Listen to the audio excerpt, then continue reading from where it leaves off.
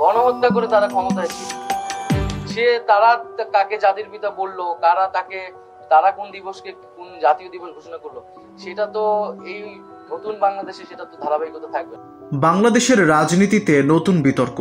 জাতীয় নাগরিক পার্টির আহ্বায়ক নাহিদ বলেছেন, শেখ মুজিবুর রহমান জাতির পিতা নন, তবে মুক্তিযুদ্ধে তার অবদান স্বীকার করেন তিনি।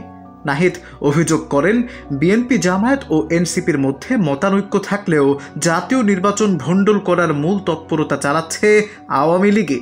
তার ভাষায়, আওয়ামী লীগ নেতাকর্মীরা বিভিন্ন দলে ঢুকে ষড়যন্ত্র করছে, বিভিন্ন জায়গা থেকে এমন ইঙ্গিত পাওয়া যাচ্ছে। বঙ্গবন্ধুর ছবিকে সংবিধানে বাধ্যতামূলক করার প্রসঙ্গে নাহিদ বলেন, শেখ মুজিবকে ফ্যাসিবাদের প্রতীক হিসেবে প্রতিষ্ঠা করা হয়েছে।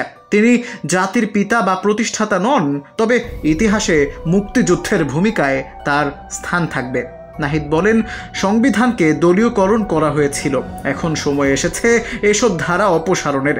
তিনি আরও বলেন, জুলাইয়ের ছাত্র গণ অভ্যুত্থানে শেখ হাসিনা সরকারের পতনের পর বাংলাদেশের রাজনীতি ও কূটনীতিতে নতুন অধ্যায় শুরু হয়েছে। ভারতে শেখ হাসিনার আশ্রয় নেয়াকে তিনি গণহত্যাকারীদের পক্ষে অবস্থান বলে মন্তব্য করেন। নাহিদের বক্তব্য, ভারত যদি বাংলাদেশের সাথে সুসম্পর্ক চায়, তবে আওয়ামী লীগ কেন্দ্রিক নীতি থেকে সরে এসে জনগণের সঙ্গে সম্পর্ক গড়তে হবে।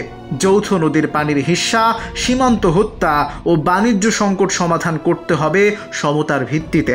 সবশেষে তিনি বলেন, জুলাই গণ অভ্যুত্থানকে ভারত স্বীকৃতি না দেওয়া পর্যন্ত দুই দেশের সম্পর্কে শীতলতা থাকবে। আল মাহমুদ, চ্যানেল 18।